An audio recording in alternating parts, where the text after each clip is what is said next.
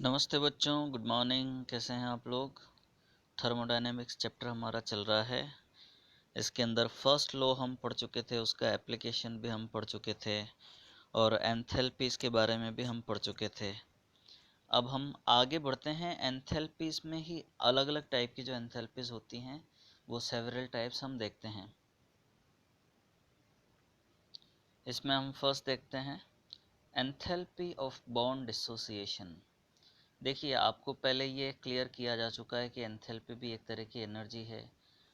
तो बॉन्ड को डिसोसिएट करने के लिए या तोड़ने के लिए जितनी एनर्जी की रिक्वायरमेंट होती है 1 मोल के लिए, उसी को हम बॉन्ड डिसोसिएशन एंथैल्पी बोलेंगे। Enthalpy of bond dissociation is defined as the enthalpy change when 1 mole of covalent bonds of a gaseous covalent compound is broken to form products in the gaseous phase। यानी elemental form में भी हो सकता है, compound form में भी हो सकता है। तो उसमें बॉन्ड को ब्रेक करने के लिए जितनी एंथैल्पी की, जितनी एनर्जी की रिक्वायरमेंट रहती है, वही बॉन्ड डिसोसिएशन एंथैल्पी है। या आप यूँ कह दीजिए कि रिएक्टेंट और प्रोडक्ट में, या प्रोडक्ट की एंथैल्पी माइनस रिएक्टेंट की enthalpy, bond dissociation. Generally, enthalpy of bond dissociation values differ from bond enthalpy values, which is average of sum of all the bond dissociation energy in a molecule except in case of diatomic molecule।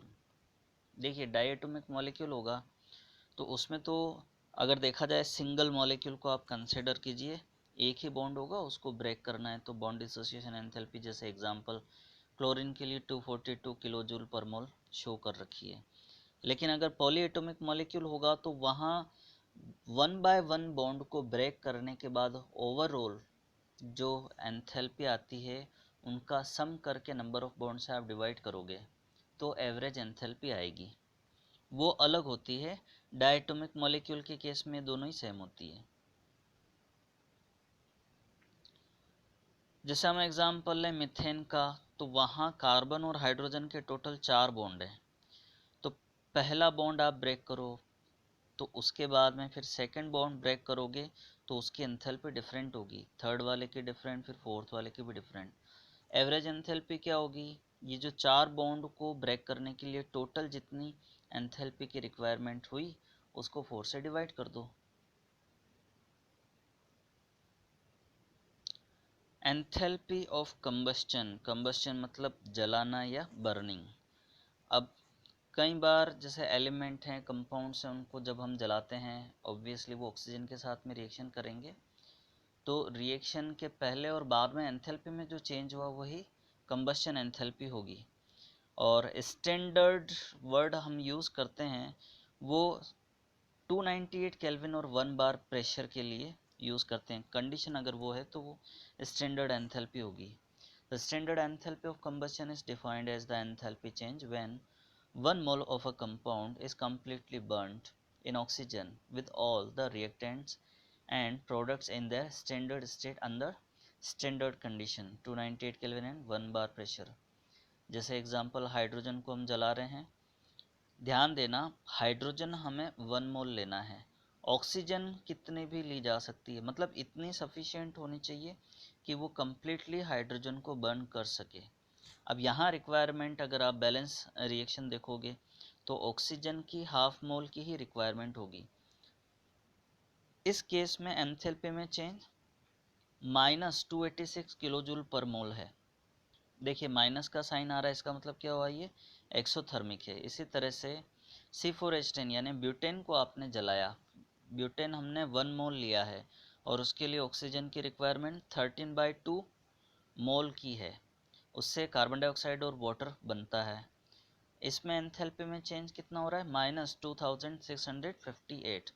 ये values हालांकि आपको याद करने की ज़रूरत नहीं है, लेकिन एक कंपैरिजन कीजिए कि हाइड्रोजन को जलाओगे 1 मोल तो एनर्जी कम रिलीज़ हो रही है, जबकि ब्यूटेन के केस में ये ज़्यादा एनर्जी रिलीज़ हो रही है। Enthalpy of formation. देखिए फॉर्मेशन मतलब बनाना। अब क्या बना रहे हैं, कोई कंपाउंड बना रहे हैं कुछ एलिमेंट से, तो उसके रेस्पेक्टिव एलिमेंट्स जो कि स्टैंडर्ड जो सिचुएशन या कंडीशन हम ले रहे हैं उसमें मोस्ट स्टेबल कंडीशन के अंदर हों। जैसे आगे एग्जांपल आप देख रहे हो, मीथेन बना रहे हैं, मीथेन गैसियस फॉर्म में बन रही है, लेकिन रिएक्टेंट यानी इसके एलिमेंट्स कौन से हैं, कार्बन और हाइड्रोजन। तो कार्बन जो 298 केल्विन और 1 atm प्रेशर है उस पर ये स्टेबल कंडीशन में है ग्रेफाइट की फॉर्म में। तो यहाँ आप डायमंड नहीं ले सकते हो क्योंकि मोस्ट स्टेबल ग्रेफाइट है और सॉलिड फॉर्म में, तो हम सॉलिड फॉर्म ही लेंगे, लिक्विड या गैसियस नहीं ले सकते। दूसरी बात, हाइड्रोजन इसी सिचुएशन में या इसी कंडीशन में गैसियस फॉर्म में होता है। तो कार्बन और हाइड्रोजन की रिएक्शन से मीथेन बन रहा है और इस रिएक्शन की जो एंथैल्पी होगी वही मीथेन के लिए एंथैल्पी ऑफ फॉर्मेशन होगी। लेकिन ध्यान देने वाली बात यह है कि जो बनने वाला प्रोडक्ट है यानी कंपाउंड है वो 1 मोल ही होना चाहिए, तभी ये फॉर्मेशन एंथैल्पी होगी। तो हम फाइंड करें, standard enthalpy of formation is defined as the enthalpy change when 1 mole of a compound is formed from its elements in their most stable state of aggregation। फिर आगे देखिए, मैंने जो भी बात बताई उसी को, enthalpy of formation is basically a special case of standard enthalpy of reaction when 2 or more reactants combine to form 1 mole। ध्यान देना, यहाँ 1 mole वर्ड यूज़ किया है, इस पर ध्यान देना है, of the product। Let's take an example of formation of hydrogen bromide from hydrogen and bromine। देखिए अब ये जो रिएक्शन हो रही है इसमें 1 मोल हाइड्रोजन लिया, 1 मोल ब्रोमीन लिया, ये गैसियस फॉर्म में है, ये लिक्विड फॉर्म में है और हमको गैसियस फॉर्म में HBr मिली है। इस रिएक्शन के लिए जो एंथैल्पी है वो -72.81 किलो जूल है। हालांकि ये पर मोल लिखा है, ये गलत है। तो यहाँ 2 मोल HBr के बन रहे हैं, तो ये रिएक्शन की एंथैल्पी है, ये फॉर्मेशन एंथैल्पी नहीं है। फॉर्मेशन एंथैल्पी कब होगी, जब प्रोडक्ट की फॉर्म में 1 मोल HBr बनेगा। मतलब ये हुआ कि ये आधा मोल लेना पड़ेगा और ये भी आधा मोल लेना पड़ेगा। तो हमें पता है कि जो एंथैल्पी है वो एक्सटेंसिव प्रॉपर्टी है। तो इस रिएक्शन की जो एंथैल्पी है उसको अगर आप 2 से डिवाइड कर दो तो हमें इसके लिए फॉर्मेशन एंथैल्पी मिल जाती है। तो 2 से डिवाइड कीजिए, कितना आएगा, -36.4 के आसपास आएगा। तो ये enthalpy of formation for HBr हो जाएगी।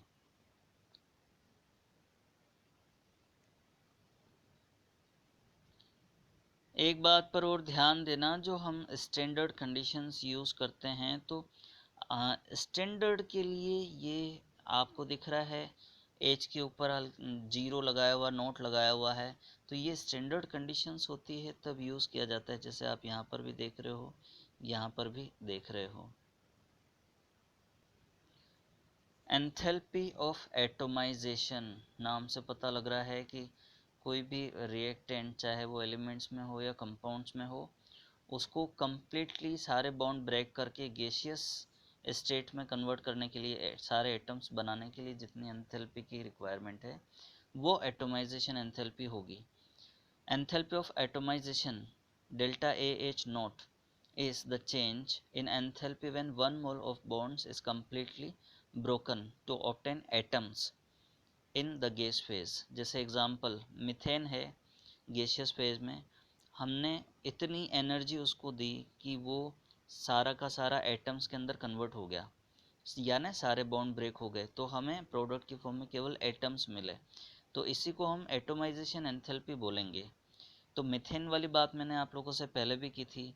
यहाँ इस केस में देखिए कि bond dissociation enthalpy, average enthalpy carbon और हाइड्रोजन की क्या होगी, इससे फाइंड आउट कर सकते हैं। 1665 जो है उसको आप 4 से डिवाइड करो, क्योंकि 4 बॉन्ड बन रहे हैं कार्बन हाइड्रोजन के, तो आपको एवरेज बॉन्ड डिसोसिएशन एंथैल्पी मिल जाएगी। फिर इसी तरह से हम आगे देखें, for diatomic molecule enthalpy of atomization is equal to enthalpy of bond dissociation. इसमें तो कोई संदेह नहीं है, दो राय नहीं है। जैसे हाइड्रोजन है, उसको हाइड्रोजन इसको ब्रेक किया हमने तो एटम्स मिले, तो इसकी बॉन्ड डिसोसिएशन एंथैल्पी ही इसके लिए एटोमाइजेशन एंथैल्पी होगी। एंथैल्पी ऑफ सॉल्यूशन, किसी सॉल्ट को या सब्सटेंस को डिसोल्व कर रहे हैं किसी सॉल्वेंट के अंदर। जनरली हम सॉल्ट्स को डिसोल्व करते हैं वाटर के अंदर। तो 1 मोल सॉल्ट को कम्प्लीटली डिसोल्व कर लिया जाए सॉल्वेंट यानी वाटर के अंदर, तो उसमें एंथैल्पी में जो चेंज होगा उसी को हम सॉल्यूशन एंथैल्पी बोलेंगे। The enthalpy of solution is the enthalpy change when 1 mole of a substance is completely dissolved in a solvent। जैसे example sodium chloride solid form में है, उसको वाटर में हम डिसोल्व कर रहे हैं, तो सोडियम क्लोराइड एक्वस मिलता है, यानी सोडियम और क्लोराइड आयन सेपरेट हो जाते हैं, डिसोल्व हो चुके होते हैं। इस रिएक्शन या इस प्रोसेस के अंदर जो भी एंथैल्पी में चेंज है वो सॉल्यूशन की एंथैल्पी होगी। इसी तरह से आगे कॉपर सल्फेट को वाटर में डिसोल्व किया हुआ है, तो उसमें भी CuSO4 कॉपर और सल्फेट के जो आयंस हैं उसमें डिसोसिएट हो जाता है, तो एंथैल्पी में जो चेंज होगा वो इसके लिए सॉल्यूशन एंथैल्पी होगी। अब हम देखते हैं summary enthalpy of bond dissociation. यह हम पढ़ चुके हैं, आपको ध्यान में आया है। Enthalpy of bond dissociation is defined as the enthalpy change when 1 mole of covalent bonds of a gaseous covalent compound is broken to form products in the gaseous phase। फिर enthalpy of combustion, 1 mole substance को completely burn करने पर enthalpy में जो change होगा वो enthalpy of combustion होगा। तो standard enthalpy of combustion is defined as the enthalpy change when 1 mole of a compound is completely burned in oxygen with all the reactants and products in their standard state। ध्यान देना, यहाँ 1 मोल ही हम वो compound ले रहे हैं, oxygen का amount कितना होगा वो बैलेंस रिएक्शन पर डिपेंड करेगा। एंथैल्पी ऑफ फॉर्मेशन, ये भी हम पढ़ चुके हैं। Standard enthalpy of formation defined as the enthalpy change when 1 mole of a compound is formed from its elements in their most stable state of aggregation। ये यहाँ ध्यान रखना फॉर्मेशन एंथैल्पी के लिए कि जो कंपाउंड बन रहा है वो 1 मोल ही होना चाहिए। सेकंड थिंग, वो कंपाउंड उसके एलिमेंट से ही बनना चाहिए और एलिमेंट्स उसके स्टैंडर्ड कंडीशन में मोस्ट स्टेबल स्टेट में होने चाहिए। मतलब जैसे एक एग्जांपल लें, कैल्शियम कार्बोनेट की फॉर्मेशन एंथैल्पी क्या होगी, इसको फाइंड करना है। तो कैल्शियम है, कार्बन है और ऑक्सीजन है, इनको लेकर के आप रिएक्शन करके कैल्शियम कार्बोनेट बनाते हो, तो रिएक्शन की जो एंथैल्पी होगी वही enthalpy of formation for calcium carbonate होगी। लेकिन अगर आपने कैल्शियम ऑक्साइड लिया और कार्बन डाइऑक्साइड लिया, उन दोनों की रिएक्शन से कैल्शियम कार्बोनेट बनाया, तो वो एंथैल्पी ऑफ फॉर्मेशन नहीं होगी। कारण क्या है? कारण ये है कि हमने कैल्शियम ऑक्साइड लिया वो कंपाउंड है और कार्बन डाइऑक्साइड लिया वो भी कंपाउंड है। तो हमें अगर enthalpy of formation find out करना है तो कंपाउंड से कंपाउंड नहीं बनाना है, बल्कि एलिमेंट से कंपाउंड बनाना है। फिर एंथैल्पी ऑफ एटोमाइजेशन, एक तरह से ये बॉन्ड डिसोसिएशन एंथैल्पी ही है, सारे बॉन्ड को ब्रेक करने के लिए रिक्वायर्ड एंथैल्पी। तो enthalpy of atomization is the change in enthalpy when 1 mole of bond is completely broken to obtain atoms in the gas phase।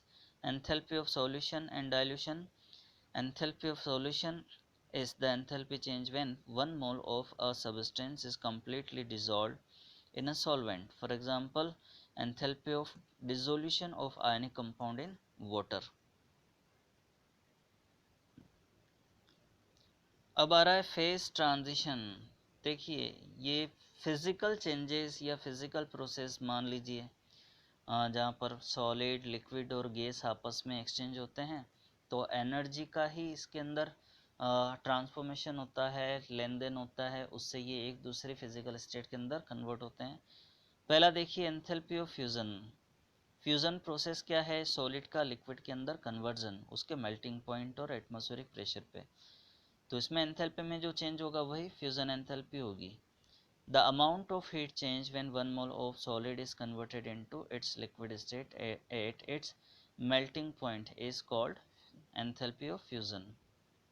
फिर एंथैल्पी ऑफ वेपोराइजेशन, ध्यान देना, वेपोराइजेशन और इवेपोरेशन दोनों में डिफरेंस होता है। वेपोराइजेशन बॉइलिंग पॉइंट वाले temperature पर होता है, लेकिन इवेपोरेशन वो बॉइलिंग पॉइंट से कम टेम्परेचर पर कन्वर्जन है लिक्विड का गैसियस स्टेट में या वेपर स्टेट में। तो enthalpy, the amount of heat change when 1 mole of liquid is converted into gaseous state at its boiling point is called enthalpy of vaporization। फिर sublimation, solid का directly gaseous या gaseous का directly solid state में conversion. हालांकि gaseous to solid को हम deposition भी बोलते हैं। The amount of heat change when 1 mole of solid is directly converted into the gaseous state without changing to its liquid state below its melting point is called enthalpy of sublimation। तो ये हो गए several types of enthalpies. बाकी का जो part है हम next video के अंदर पढ़ेंगे। आप लोग नोट्स बना के मुझे भेजिए। Thank you.